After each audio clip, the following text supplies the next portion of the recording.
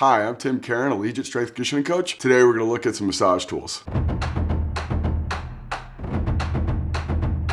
Today we're going to look at some massage tools, some areas that we're really going to dive into, from categories from vibration to specific areas like upper level of tissue, some more targeted areas that are hard to reach, diving into specifically how it's going to help you, where do you need it, and some areas you should be cognizant of or thinking about when you're using this in your overall training program.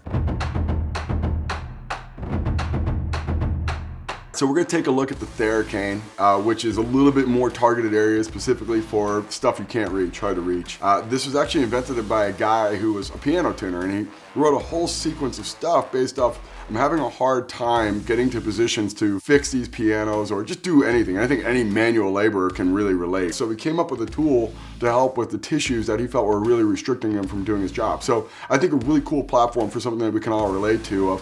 I'm working out, I'm working, I'm doing a lot of repetitive activities. Stuff starts to getting a little bit more harder to do because I'm in pain, I'm restricted, and a tool was created based off of that context. The biggest thing I want to get across is looking at, okay, I have tissues that are hard to reach or potentially need a lot more direct pressure. And you can see it's a lot smaller, so different than a lacrosse ball or foam roll, which is more of a global effect. This is really small and intense. So if I have a tissue that's restricted on my posterior shoulder or in between my shoulder blades, this could get right in there. So the Theracane, it's a tool that kind of helps you in getting to some hard to reach areas. It's a little bit more of like a MacGyver type response to just soft tissue treatment. Find that manual therapist that can give you feedback of like, hey, it'd be good to get some work on the back of your shoulder blades or your rhomboid area. We're going to take a look at the Hypervolt. This one's actually from Hyperice. Price point's a little higher. There's some competitors out there, maybe a little bit cheaper. Again, the idea is though, like vibration, maybe potentially simulating getting someone who's skilled with hands-on work, where this handheld, applying a specific area might be the ticket in terms of getting that timeline to help this tissue open up and not restrict you in your motion. So they have different diameters, they have different densities, all have different effects. And again, don't go for the most intense option right off the bat. Find that option that fits with your needs and then work up. It's easier to add as opposed to subtract. It's like cooking. You can never subtract once you've gone too far. Better to be conservative and then add systematically as your body gets more adapted. So this is the Pso-rite. One of the big targets area it's going to do is looking at Soaz Release. So Soaz are two big muscles that come from your hip to the lower part of your spine. And what you do is you lie down flat on it, and then it tries to get those tissues that are deep, deep, deep. As you can see, it's a pretty big drop off from the top of it. When we look at this, the density is pretty hard and it's pretty intense. So if you've ever had a Soaz Release or someone who's actually really worked in the deep tissues of your hip capsule, you can realize how painful that is. Your Soaz behind several series of muscles. There's a lot of other muscles and compartments that are really locking that in or tying around it. You might not be coming even close to that. You might be getting tissues really, really hit hard that might not be needing the release that you're getting from this. Not to mention too, there's several organs there, and I think it's a good rule of thumb of not trying to move your organs manually and relying on manual therapists to really let their skill and their ability to find that tissue that feels adhesed and do their magic on you. So we're going to take a look at foam roll and then more specifically a vibration foam roll. The one we're actually looking at right now is a Vibraroll from Perform Better. When we look at vibration, there's a long lineage of things that have come down the pipeline in terms of how we utilize vibration. Foam rolls are pretty commonplace now. The idea is get on there, roll out your tissue. The next level or next evolution is potentially going a little bit more dense or adding a vibration effect in there as well. Again, keep coming back to work with your physical therapist, work with your massage therapist, see how this fits in the overall picture of things that you're doing. We're going to look at a lacrosse ball type tool. This one's actually from Tune Up Fitness, and it's actually called the Yoga Tune-Up Ball. Lacrosse ball, a little bit more practical in terms of getting in these areas that with our deep caverns, like right in the corner of my armpit, maybe deep in the hip, or like on the inside, outside, or maybe actually a really small, like minute trigger point that's bothering you in these big other areas, like my quads, my hamstrings, my calves, my arm, somewhere. Another area that actually uses a lot is hitting under that plantar arch. So a lot of people who run a lot, do a lot out of just general activity, start getting a lot of stress. And that could come down to what is your biomechanics, right? Like, are we running with really good patterns? Is that dorsiflexion there? Is our footwear restrictive? And when we look at putting some sort of lacrosse ball underneath our fascia, underneath that arch of our foot, sometimes we get a really good feel, but potentially maybe it's not a tissue problem underneath the fascia. That's just a manifestation of just having bad mechanics, and that tissue there is responding by locking down and getting tighter, and you're not really fixing the issue above or below. If it's a biomechanical problem and you're not fixing the biomechanics, you're always going to come back to the same end result of this is tight, I'm going to just keep rolling this, and I'm never really fixing the problem. This is a peanut. This one's actually called the Charge Vibe by TriggerPoint.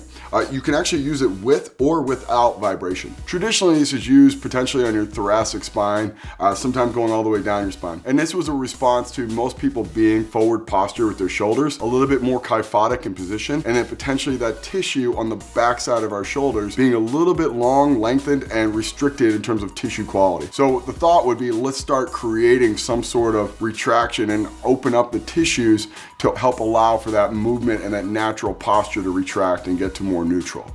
And as it evolved, it kind of got to the point where it's okay, let's start taking this up a notch. And then again, another tool, we can actually add vibration, looking at the intensity and the frequency of that actual vibration relative to your need. Now this one specifically, a lot higher price point. So before you dive into the most expensive one, seek out a massage therapist and then maybe experiment with a lower intensity, like 2 tennis balls or even 2 racket balls. Like that might be just enough. And then as you start to build up a tolerance and you start to develop some sort of awareness of just how much that tissue is restricted, maybe ramp up progressively along with the advice and the counsel of a massage therapist or physical therapist to see if this actually might be the right tool for you.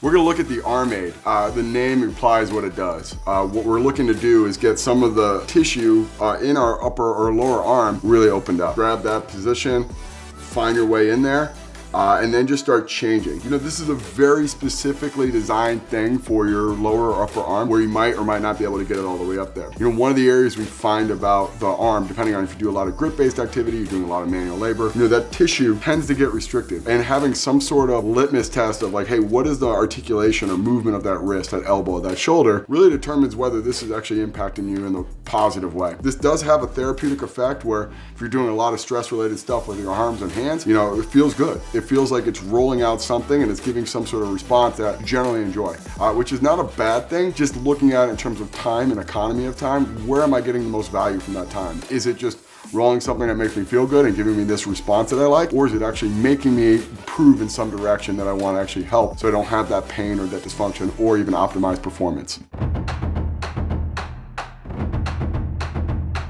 We're gonna take a look at a Gua Sha tool. This one's metal. That comes sometimes in a wood or a bone. Really actually used for a long time, like in Eastern medicine. This facial abrasion technique is one that's been used thousands of years in Chinese medicine. A lot of popularity around it based off of, you get instant feedback off of the tissue where it starts becoming red. And in theory, we look at there's multiple layers of fascia, which is that connective tissue that surrounds our body and helps govern our movement, control tissue in terms of where fascia places in. Sometimes it starts getting adhesed, and depending on the layers, fascia can adhere sometimes to your upper layer, your skin layer, or it can actually go all the way down to the muscle cell. And what this is really designing to do is getting that uppermost layer closest to the skin. When you start rubbing areas that have a lot more adhesions, it starts getting redder, it starts leaving a lot more marks, or even in some cases bruising. So we want to be cognizant of, yes, this is a pretty intense tool, and once you start creating some sort of friction-based response there, and it's responding to bruising or extreme redness, how's that impacting your recovery rates? Maybe defer or utilize some sort of like skilled practitioner as opposed to just, I'm just gonna start with this, start off with a foam roller, start with something a little less intense. And then once you work with a manual therapist and you realize just how complicated fascia is and connective tissue is, and having this detailed, organized program based off all your other training inputs, this might fit somewhere in with a actual skilled practitioner. we're gonna take a look at a stick. This one specifically is a tiger tail. Relative to some other sticks out there, you look at one, this is like a fixed thing. It's a little bit of more friction. Some of the other ones are actually mini little plastic rollers. This one's a little bit cheaper than some of the other ones out there. Pretty durable, effective, pretty good density. You can get one with a little more give to it, so you can get more of that flex effect if you don't want to go as hard on that tissue, where this one might actually facilitate a little bit more in terms of intensity. All right, so looking at the stick, the first instincts are it's got two handles. So you're looking, where do I want to apply pressure? I mean, you could apply less pressure if you have less actual force generating ability, but as you're looking at this, the leverage that you have will dictate how much pressure you're placing down on that tissue. So finding one, if this tissue is really sensitive, less pressure. If it's really, really dense, maybe you get a lot more pressure by pulling harder. One of the best areas you can use with this is probably your legs, upper legs, quad, hamstring. Calves are a really good one as well, or that anterior tib muscle in front of your leg. Just some areas where you have some good leverage and you can apply some good pressure. You want to find that right amount of tissue tolerance based off of working, or just finding what your balance point is of like, how do I train and then how well do I recover, and applying the necessary amount of pressure there based off of what your body's responding to. Thanks for checking out these mobility tools with us. Make sure to like and subscribe, and we'll see you next time.